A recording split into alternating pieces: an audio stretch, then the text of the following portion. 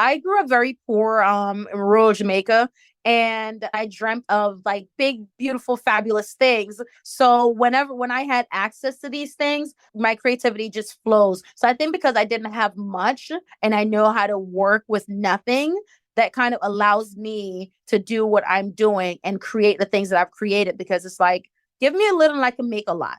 So just having nothing and being forced to work with the little things has given me the advantage over some people. Hey, this is Epicenter NYC. We connect your communities to news, information, and each other. I'm your host, Amber Castillo. When Lolita Malone was growing up with three younger sisters and their baby brother in rural Jamaica, she and her siblings shared clothes, shoes, pretty much everything. They had a tiny allowance but big fashion dreams, so they would hit up thrift shops and cut and upcycle clothes. Now, decades later, Lolita and her daughter Maui have launched a Manhattan-based fashion brand of their own, Maui by Lolita. Their designs are for bold, daring women who want to take risks when it comes to what they wear. Today, I sit down with Lolita to learn about the story behind Maui by Lolita and what's next. Could you take us to the very beginning, in a nutshell, how the company started or how the idea for the company started? Yes, sure.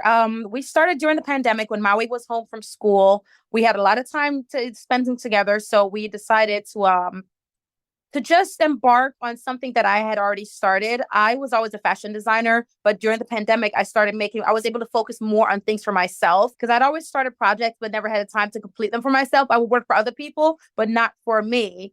And one day I made a tracksuit and Maui loved it.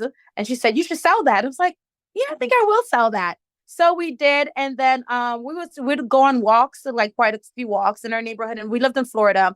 And one day I was thinking, it's like, I should ask her to be a part of the company with me. And I did. And she said, absolutely. So we sat down and we came up with a formal business plan, the ownership percentages, and we just hit the ground running from there. We did everything ourselves in the beginning, and it was fun. Did you have a name for your company or for your business before starting this? So before this, I did primarily swimwear. I had Leonessa swimwear and Maui Kai swimwear, and those did okay, but it just didn't take off.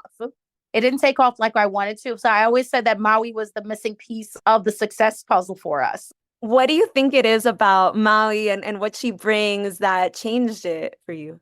So she does the things that I don't necessarily want to do. She's more on the business side. I'm more on the creative side. While she does have creative input, she's the creative director. So as far as the broader picture of the direction of the brand, that is her area of expertise. I just focus on making the clothes look good and making sure that each piece, each collection is something that's aligned with what we want and where we want to go as a brand. But she brings to the table the business acumen, the financial. She has a degree from Loyola Marymount in finance. So she brings that side, and that's the overall direction and path of the brand.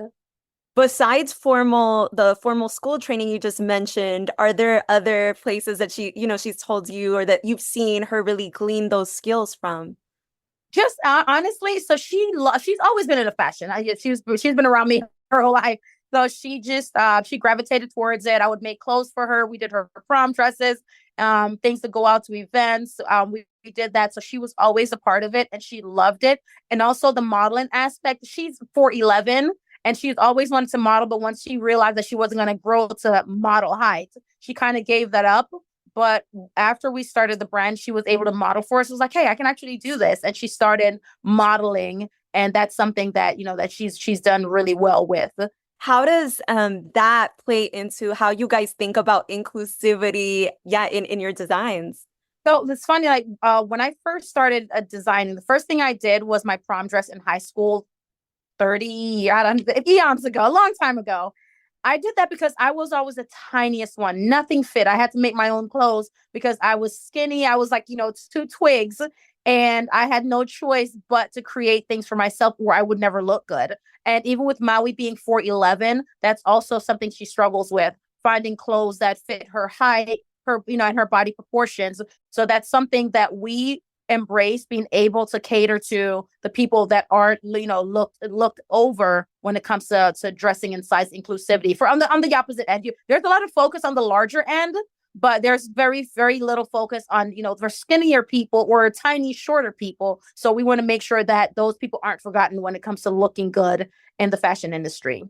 Yeah, definitely. As someone who's 5'0", I definitely had the experience of having to go to the little girls Absolutely. section, but yeah, but they didn't have the styles that I wanted. I saw in your fashion shows you really incorporate women of all kinds of, shapes, sizes, and all of that. Could you speak to how that works in terms of the design? Does that change anything about the design itself? My creative process is slightly different than most designers.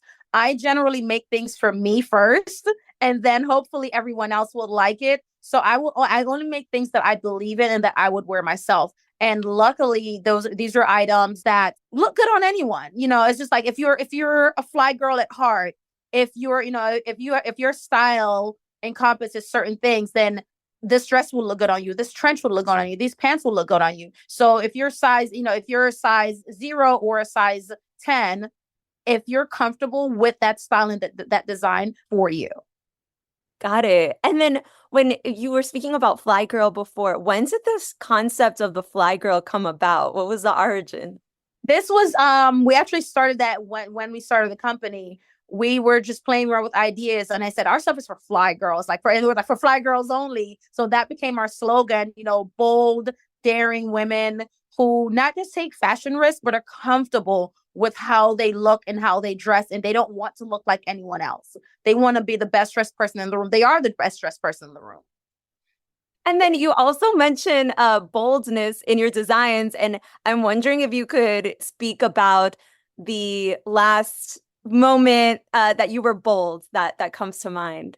I've always been one to take fashion risks. I've never wanted to look like anyone else. I'll wear the brightest thing I can get my hands on, the most over the top, intricate designs that no one else would wear, because I don't like looking like anyone else. So even, I said the other day I was working on something. I was creating something new, and it seemed like in my head in my head it was one way, but when I was finished with it, it came out another way. It's like, no, that looks too close to something that I've already seen. So I just played around with some things, and I cut things differently and made a whole different design. So it's just, for me, it's, I don't want to look like, and I don't want to create things that everyone's already seen. We have our trenches, but no one's done them the way that I've done them. So it's like, yes, you've seen a trench coat before, but not like this. Could you speak a bit about what that was like with when you guys participated in New York Fashion Week, and what are some of your most powerful memories from that experience?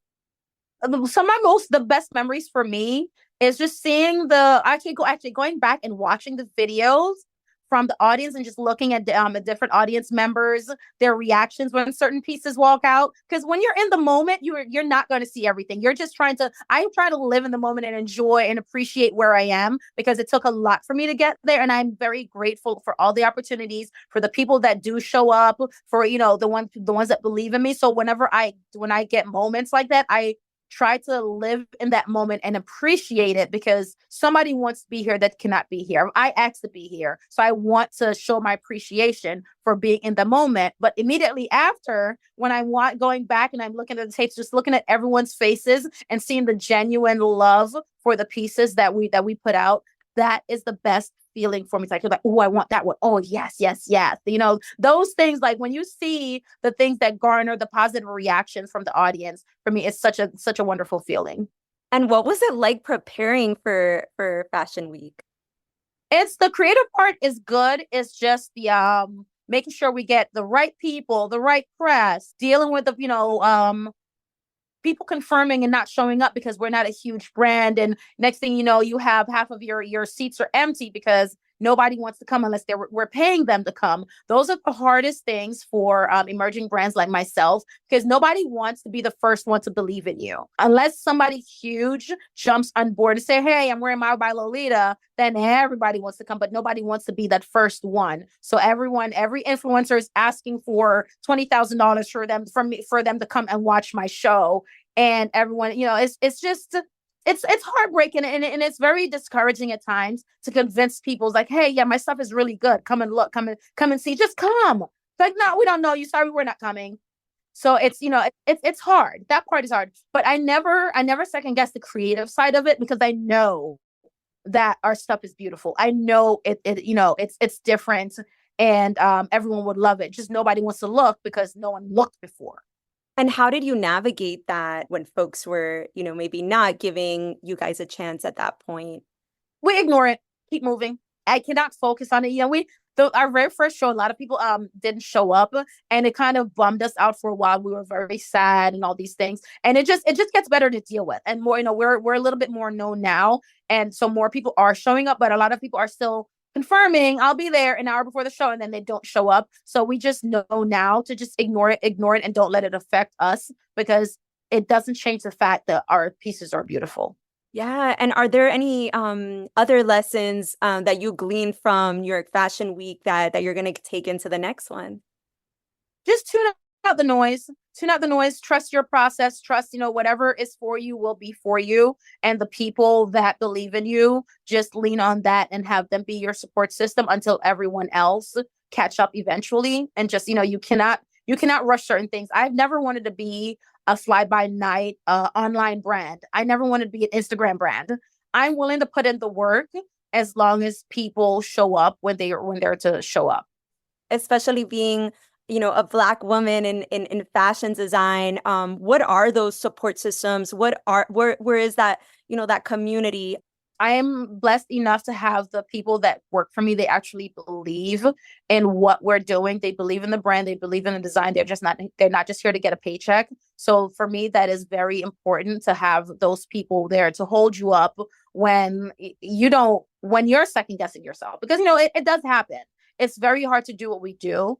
And if you have people there that believe in you, it's so much easier.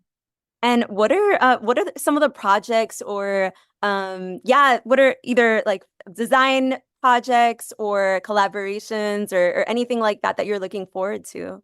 So we're in the process of collabing. It's not a done deal yet, but we're working to do a capsule collection with an influencer, capsule swimwear collection, because swimwear is my passion, but I didn't want to do a large swimwear drop this season, so I'll do a smaller capsule with someone to partner with and just use that and push that for this coming spring. And we're also including fragrances in this collection, and some bags as well. And then that would be for sometime this spring, later this spring. Already available on our site, and we'll be gifting those out soon, but the bags will be dropping in a few months. Awesome. And then could you speak about also the power of joy? I know you said like, you don't let the noise, kind of tune out the noise and like you really focus on that joy. What are some ways that you center joy in your life, like even outside of the company? I celebrate the small wins. Every magazine article, every feature, everything new that we get, every purchase, anything small or big, I celebrate and I appreciate every single thing, because it did not have to happen. So I appreciate everything that we get. If I get an order for 30 bucks, I'm appreciating it. If someone gives as a compliment, someone comments on Instagram, I love it. So it's just the little things, not just the big things, just to appreciate everything. What's your favorite part of the business? Favorite part of the business for me is just creating. Going from concept to creation, just looking at a piece of fabric and no one else sees where I'm going with it. I'll just look at this weird piece of sequin thing. I was like, yeah, that'll be a really cool sweatsuit. Sweatsuit. Trust me. And and that's the thing. Maui, she never gets where I'm going, but she never second guesses me. She is like, I don't think we're going with it, but when she sees the final project, like, wow. And people think to do that with what you did. So for me, the creative part, just looking at something, it's like, yeah, I think that I know exactly what to do with that. And the toughest part of running this business. Toughest part is dealing with the people who don't understand the creative part as a designer and want to be a part of the process, but don't respect the creative part. They want to, I don't know, I want to say like people who want to charge you $30,000 for something, but they don't understand that I'm not making $30,000 from said thing. And I just invested $200,000 over the last 3 years, and I've only made $1,000 from those things. So it's just that is the hardest part, to get people to understand. Yes, I understand what you're doing is a business, what I'm doing as a business, but just try to see things from my perspective, and just getting the respect from other people to even, in a collaborative effort.